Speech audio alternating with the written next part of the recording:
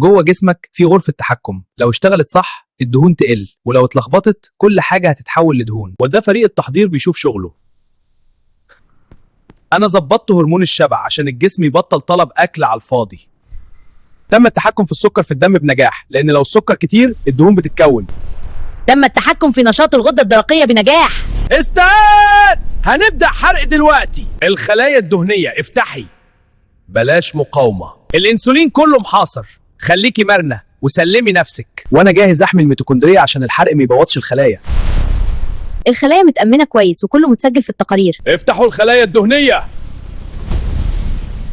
HSL كسروا الدهون وطلعوا الطاقة.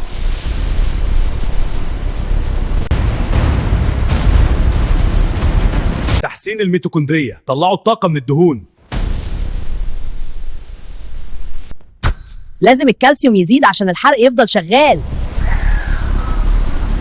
دلوقتي بقى وقت الريبروجرامينج. حول الدهون البيضاء الكسونة لدهون بني نشيطة عشان اللي يخف ما يرجعش تاني. فيتاكير راسبري كيتون كومبلكس، بطل المهام الصعبة.